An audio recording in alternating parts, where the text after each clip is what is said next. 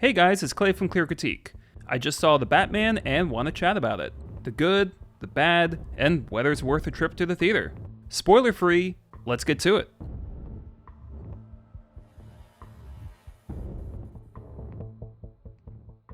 The biggest thing to note for me is that The Batman was a surprise in all types of ways. The aspects that were praised didn't always work, which I will get to, and the ones not even being talked about were huge standouts. For starters, the first act of this movie is incredible. I mean, the film opens with a POV shot of the main villain observing his next victim through a window. It's all one shot, and the scene does a great job immersing us in the moment. It feels intimate, a genuine point of view with the way it's shot and the heavy breathing that comes with it. It is disturbing as hell. I didn't expect this eerie start, the crime scenes to feel almost Fincher-esque, or the amount of screen time Jim Gordon shares with the Batman. They're a detective duo and practically inseparable. Granted, at times it feels like Gordon is that other member in a school group project. You know, the one that reads the assignment and then sort of gestures to you, and you realize you're gonna do 80% of the work. What do we reckon? Sergeant Angel? Well, we should get a proper cordon off, screen the remains from public view, close down the road until the ambulance crew arrives, whereupon we should open a single lane of traffic and ease congestion. Very good. What he said. That aside, it's great watching the two of them. They play off each other well, and it's an interesting change of pace to have a Batman who isn't entirely a loner. Another surprise are some of the performances. Pattinson and Kravitz are good, I knew that going in. Paul Dano is a little over the top, but that's mostly justified by his actual character. But Colin Farrell as the Penguin could be goofy in a bad way, and, well, he's great. He serves as comic relief more than anything, and it functions well. This is a brooding, moody Batman. Younger, a bit naive, and short-sighted. The movie even opens with a diary entry from him. While this is effective for establishing the atmosphere, characters like the Penguin help bring some lightness here and there. Colin Farrell doesn't let the makeup do the work. That's the deciding factor.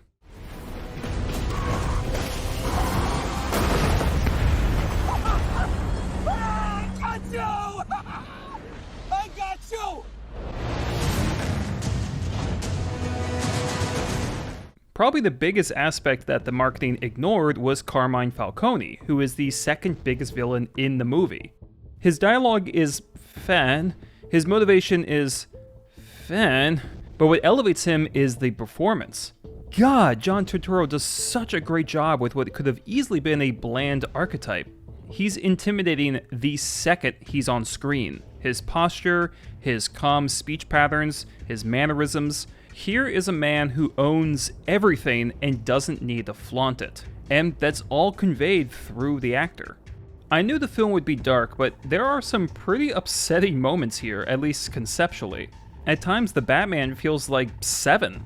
One of the murder scenes was almost like a saw trap, and the Riddler's main plan hits a little close to home, for reasons I won't spoil, don't worry. And when it was revealed, there was an audible from the audience. Some guy behind me literally said, "Oh, that's fucked up." And it was. With all this talk of surprising highs, I'm leaving out the best part, at least consistently in the film, that was expected, and that's the atmosphere. I hope Zack Snyder watches this movie and learns that, will you look at that? You can make a gritty film without making every scene look exactly the same and crammed with shitty CGI. How about that? This Gotham is a total dystopia. It's a rat cage, and Matt Reeves and the production team use much variety in the sets and camera work to get that across without letting the visuals go stale. Smoke, steam, mud, shadows, different color schemes, lighting choices, and camera focus. It all fits the mood, and it's gorgeous to look at.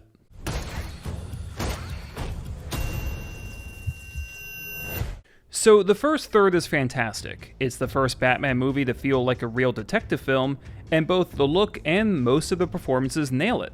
Also, this 3-hour movie flowed like a 2.5, which is a very good thing.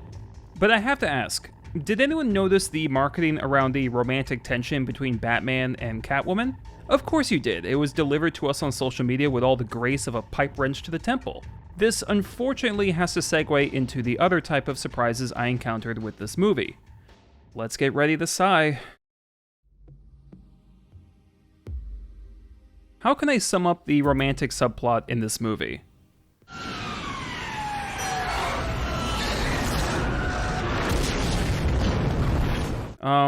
It sucks?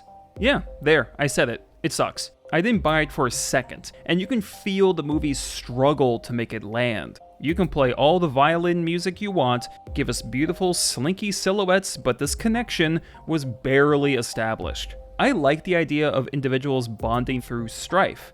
Think of Leia and Luke, Leia and Han. Granted, Batman and Catwoman do form a bond through necessity and a desire to seek justice. When Batman grabs her and holds her to keep her quiet when a cop arrives, it's sexually tense. This is fine, but you guys got greedy. You tried to make this more than attraction or respect. With all these longing, dumb, doe-eyed Twilight stares and all the music blaring in the background, I was waiting for an I love you any second, and it isn't earned. I know some people only need two attractive people looking at each other, but in a story this serious, these scenes come off as immature distractions and grind the story to a fucking halt.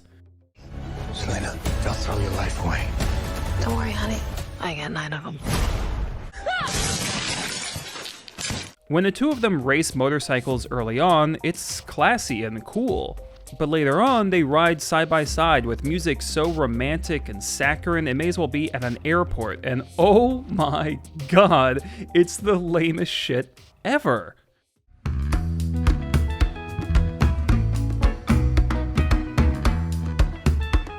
That wasn't the only unfortunate surprise of the movie. Another surprise was a hint of a new villain. I won't spoil it. All I'll say is that it's not in the end credits, and I think it's a terrible idea. They look stupid, they sound stupid, and the scene is laughably terrible. There's moments, not full scenes, but moments that are unexpectedly cringy. Like the confrontation scene with the Riddler, which kinda calls back to the Dark Knight scene with the Joker. It's tense in moments, it's well acted. I understand why this particular interpretation of the Riddler should be kind of awkward and oddball, but when he just starts yelling, it's kind of silly and quite a few people in the theater were laughing. And honestly, I'm not sure we were supposed to.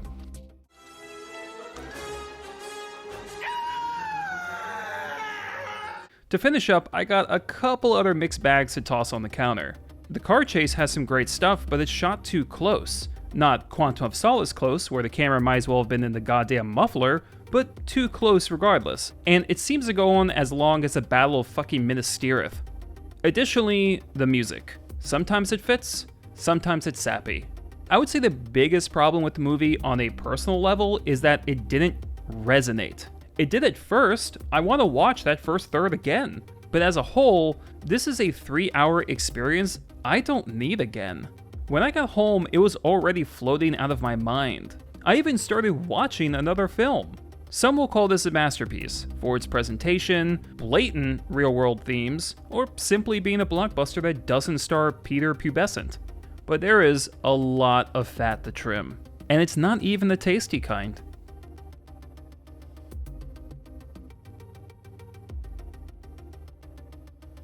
To conclude, there are some other minor issues. Catwoman's mask is ridiculous, by the way. I've never seen a disguise sacrifice anonymity in order to look stupid.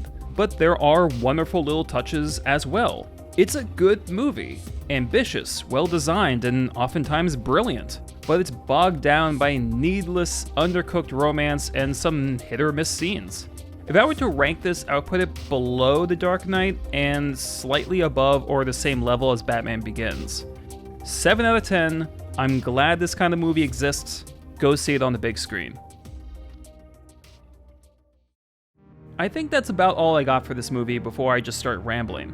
Have you seen it or plan to? Let me know in the comments. I've done a couple videos on Batman that you should check out, including the show Batman Beyond. Subscribe and share to support the channel. You guys are the best, and I'll see you all later. Thanks for watching.